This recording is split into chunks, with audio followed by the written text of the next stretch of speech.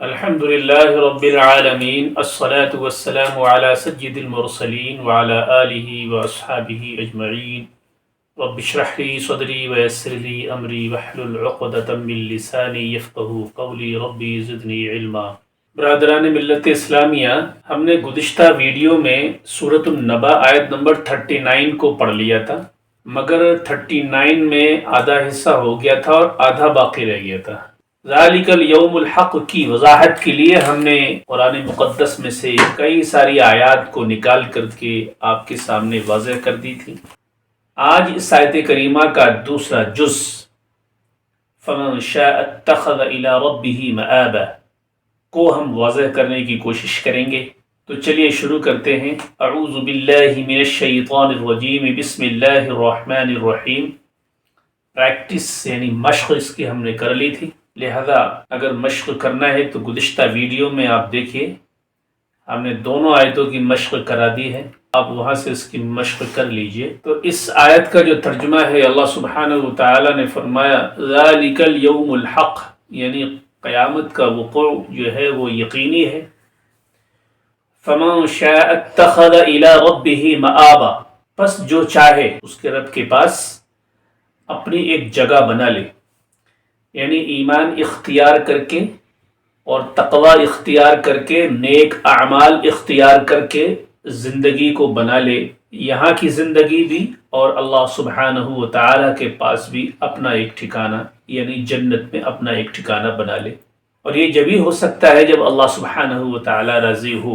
اب اس آیت میں اگر ہم غور کریں، تھوڑا سا اپنا ذہن لگائیں، تو واضح الفاظ میں اللہ سبحانہ وتعالی نے ارشاد فرمایا کہ فمن شاء اتخذ الی ربہ مآبا، یعنی جو چاہے وہ بنا لے۔ مطلب کہنے کا یہ ہے کہ اللہ سبحانہ وتعالی کی طرف سے کوئی زبردستی نہیں کی گئی ہے۔ اگر سارے لوگوں کو میں نے پیدا کیا ہے، سب کا خالق میں ہوں، سب کا مالک میں ہوں، پوری کائنات کو بنانے والا میں ہوں، چلانے والا میں ہوں، بگاڑنے والا میں ہوں، ابتدا کرنے والا میں ہوں، انتہا کرنے والا میں ہوں، تو اس بات کو لے کر اللہ سبحانہ وتعالی نے کوئی جبر نہیں کیا ہے کہ آپ کو ایمان قبول کرنا ہی کرنا ہے، ایسا بالکل نہیں کہا اللہ سبحانہ وتعالی نے، بلکہ اللہ سبحانہ وتعالی نے ارشاد فرمایا کہ جو چاہے وہ کر لے، جو نہ چاہے وہ نہ کرے۔ فمن شاء اتخذ الی ربہ مآبا، جو چاہے ایمان قبول کر لے، جو چاہے ایمان قبول نہ کرے، جو چاہے اللہ سبحانہ وتعالی کے پاس اپنی جگہ بنا لے، جو چاہے وہ نہ بنائے۔ اس کا مطلب یہ ہوا۔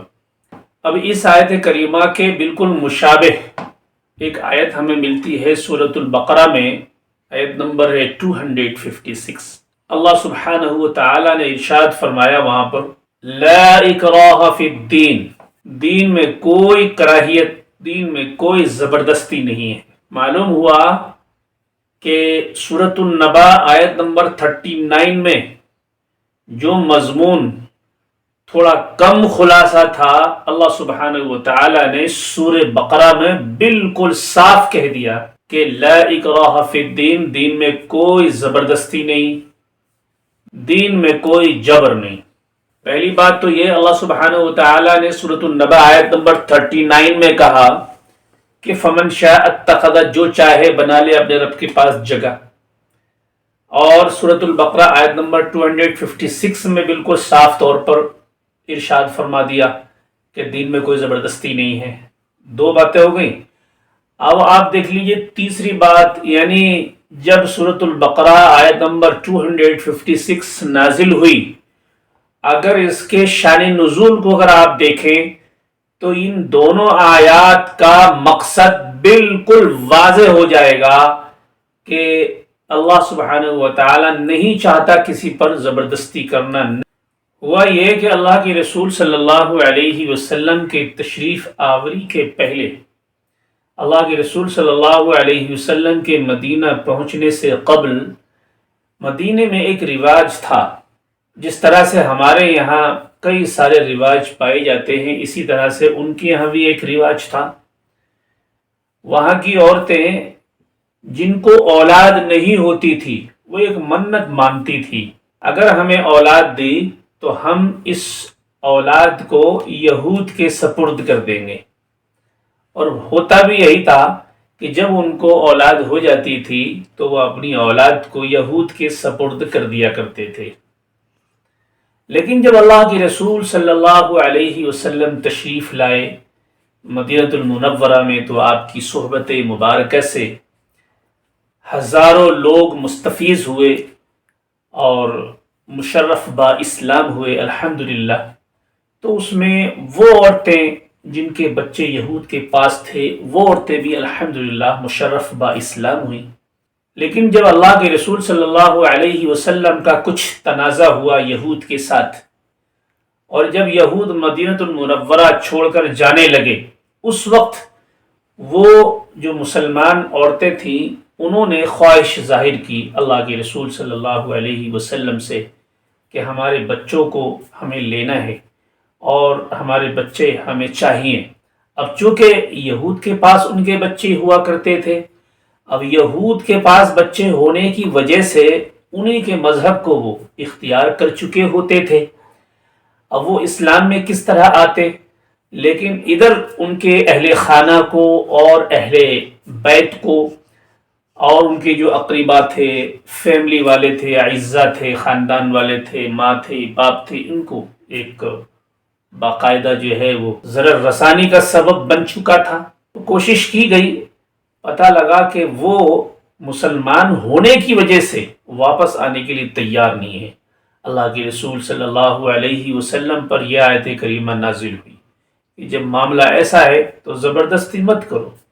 فرمایا لا اکراہ فی الدین، دین میں کوئی زبردستی نہیں ہے، اگر آپ چاہتے ہیں ادھر رہنا آپ ادھر رہ لیجئے، کوئی زبردستی نہیں ہے، اگر آپ چاہتے ہیں ادھر آنا ادھر آ جائیے۔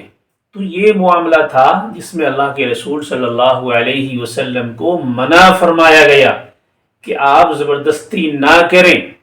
اللہ کے رسول صلی اللہ علیہ وسلم کے ساتھ ساتھ قیامت تک کے لوگوں کے لیے یہ کہا گیا کہ آپ زبردستی نہ کریں۔ حالانکہ اللہ کے رسول صلی اللہ علیہ وسلم کی جو حالت شریفہ تھی وہ باقاعدہ طاقتور حالت شریفہ تھی، وہ اگر چاہتے تو کچھ بھی کر سکتے تھے، لیکن اللہ سبحانہ و تعالی جس کو کہتے ہیں رحیم، رحم کرنے والا، جس کو کہتے ہیں غفور، معاف کرنے والا، اس نے منع کر دیا کہ نہیں نہیں نہیں، آپ ایسا نہیں کر سکتے۔ دین میں کوئی زبردستی نہیں ہے، وہ چاہیں تو آ جائیں، نہ چاہیں کوئی بات نہیں، ان کی مرضی۔ سیم اسی طرح کا مضمون سورۃ النبا آیت نمبر 39 میں بھی اللہ سبحانہ و تعالی نے ارشاد فرمایا ہے کہ فمن شاء اتخذ الی ربہ مآبا، جو چاہے وہ بنا لے اللہ سبحانہ و تعالی کے پاس اپنا ٹھکانہ۔ مطلب یہ ہوا جو نہ چاہے نہ چاہے، تو زبردستی کسی بات کی نہیں ہے، مگر جو پہلے ٹکڑے میں اللہ سبحانہ و تعالی نے فرمایا ذالک الیوم الحق، یعنی کہ یہ دن واقع ہونے والا ہے، وقوع قیامت حقیقت ہے، وقوع قیامت یقینی ہے، اس سے انکار نہیں کیا جا سکتا، اور اگر انکار کیا بھی جائے تب بھی وقوع قیامت پر کوئی اثر پڑنے والا نہیں، وقوع قیامت ہو کے رہے گا۔ تو آیت نمبر 39 سورۃ النبا کی، جس کا پہلا ٹکڑا ہم نے اس سے پہلے ویڈیو میں سماعت کر لیا تھا اور دوسرا ٹکڑا یہ آج ہو گیا، تو مجھے امید ہے کہ یہ وضاحت آپ کو اچھی طرح سے سمجھ میں آئی ہوگی الحمدللہ، اور مجھے یہ امید ہے کہ آپ الحمدللہ اس سے بہت کچھ سیکھیں گے بھی۔ تو میں آج کے درس کو یہیں روکتا ہوں، باقی آپ کی آیت بچی آیت نمبر 40 سورۃ النبا کی، وہ انشاءاللہ ہم اگلے درس میں سیکھ لیں گے، انشاءاللہ اس کی پریکٹس بھی کریں گے، اس کے معنی اور مفاہیم اور اس کی جو وضاحت قرآن کی آیت سے ہو سکتی ہے میں آپ کے سامنے ضرور لے کر آؤں گا انشاءاللہ العزیز۔ تو میں آج کے درس کو یہیں روکتا ہوں، دعاؤں کے ساتھ کہ پروردگار عالم آپ کو اور آپ کے اہل ویال کو، آپ کے اعزہ کو، آپ کے اقربا کو اور آپ کے تمام اہل بیت کو دنیا اور آخرت میں عزت نصیب فرمائے، آمین یا رب العالمین۔ والسلام علیکم ورحمۃ اللہ وبرکاتہ۔